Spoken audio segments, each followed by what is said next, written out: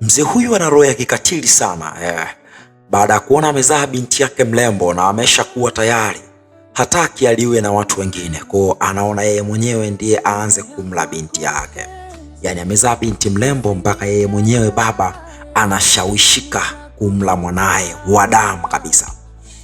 Bwana hii ni Benard Cinema, usisahau kusubscribe. Basi leo hii binti alikuwa na mshikaji wake, yani boyfriend wake.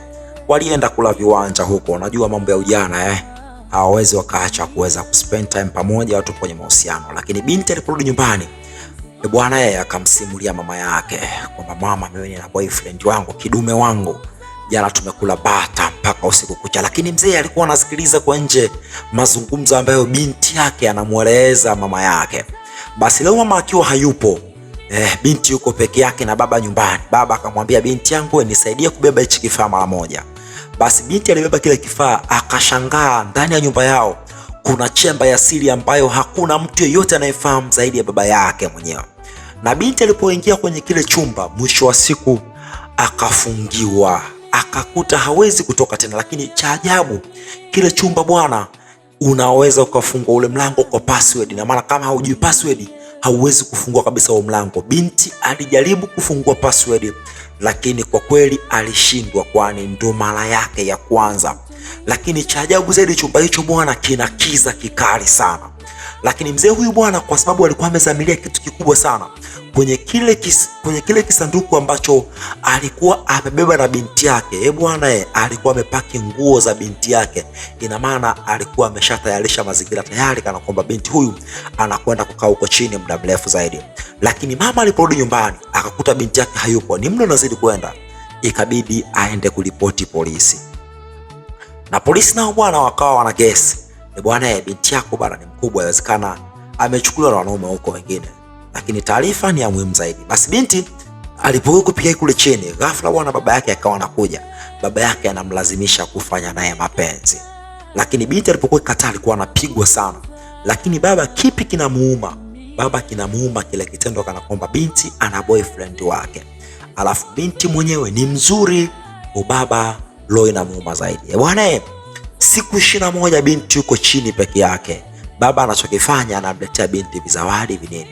Lakini baba alimwambia binti yake, ukikubali mimi nikukule mzigo, basi ndipo utakapotoka huko ndani. Binti hana namna, ikabidi akubaliane na mzee. Lakini wakati huo mama roho inamuuma kuhusu binti yake. Anashangaa mzee hana hata uchungu. Kila kijaribu kuongea naye mzee anakataa. Ikawa ni siku nyingine tena. Basi mzee alichokifanya kama kawaida yake, akampelekea binti vitu ambavyo anavipenda mara ka TV kidogo kanini. Lakini binti akapata kitu chenye ncha kali, akawa amekishika kwa nyuma, basi ikiwezekana aweze kumzuru baba yake. Lakini baba yake bwana alikuwa ameshakiona, baba ni baba mkubwa, ni mkubwa tu. Kazi ni ile, baba anataka apate chapa. Boyfriend amekuja nyumbani kwa mzee, anamtaka binti aweze kuondoka naye. Lakini baba anamwambia bwana, hapana, bado hatujampata. Siku zikazidi kusogea mpaka mwaka umeisha. Bwana binti tayari ana mtoto. Huyo mtoto ni wa baba yake. Yaani huyo baba ambaye anamwingilia huyo binti ni wa mtoto wake kabisa. Yaani sio hata mtoto wa mama wa kambo. Yeye ndiye aliyezaa. Mwaka umeisha, miaka 4 imeisha. Mama maumivu makali. Binti yuko tayari anatoa, yani mtoto wake ameshakuwa na ana mimba nyingine tumboni. Yaani na maana baba anachokifanya, anamzalisha binti akiwa kule chini kwenye andaki.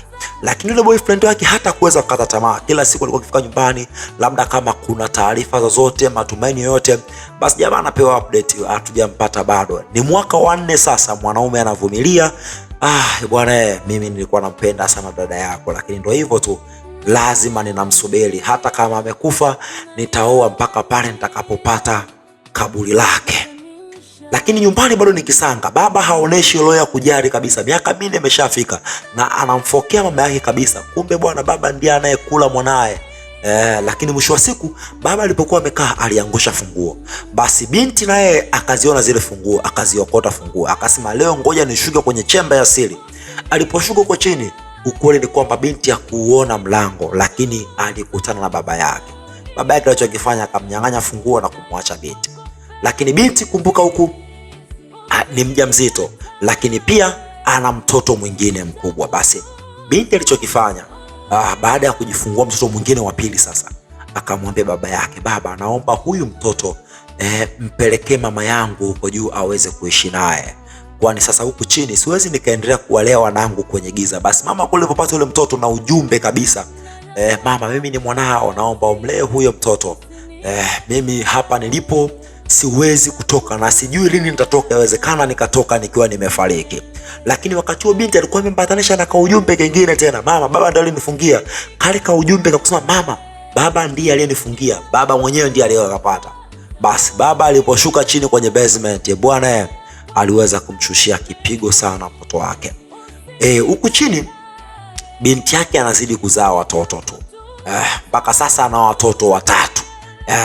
Watoto watatu, lakini kwa bahati nzuri kwenye ile basement palikuwa kuna kasehemu kanavuja. Basi mama alichokifanya, ilipofika usiku akawasha ile taa, kana kwamba kama kuna mtu yote yupo nje basi aweze kupata msaada. Lakini kweli kuna watu wakaona, wakagonga ile nyumba, jirani, kuna mwanga unatokea hapo. Lakini baba moja kwa moja akajua ni binti yake anafanya uhuni, basi alimfuata akaweza kumpiga sana. Lakini ile kumpiga, kumbuka huyu mama ni mjamzito. Unapompiga maana yake unaweza kufanya mimba ikaweza kutoka. Lakini wataalamu wanasema iwe bahati nzuri labda mimba iwe kubwa, hata ukimpiga kama ikitokea imetoka, inawezekana mtoto akapona au akafariki, au mama na mtoto wote wakafariki. Lakini kipigo cha leo cha mama kilikuwa kimezidi. Lakini mama hakuweza kukata tamaa bado. Licha ya kwamba kipigo kimekuwa kikubwa, hakuweza kukata tamaa. Lakini huku juu tena mzee bwana anapata taarifa, mzee umefukuzwa kazi. Yani kwenye kampuni mzee alikuwa anafanyia kazi, sasa amefukuzwa. Sasa piga hesabu, mzee yuko peke yake nyumbani, ataishije?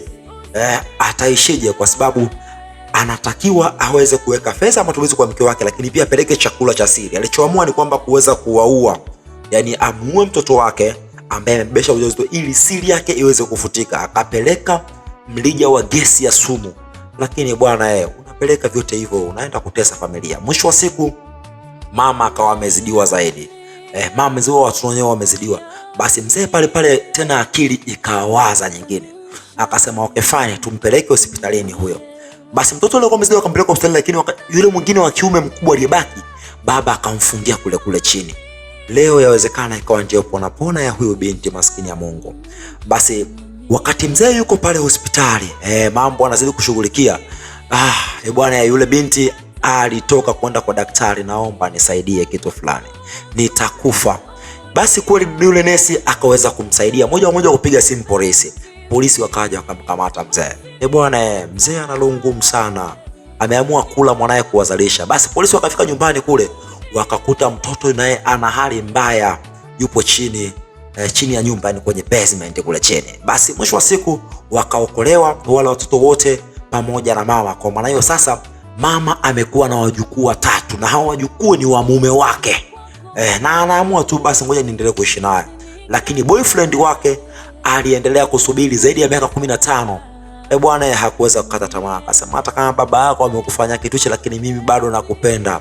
Mimi nilijitunza ili niweze kukusubiri wewe, na kwa sababu uko hai mimi ninaondoka na wewe. Na hii ni Benard Cinema.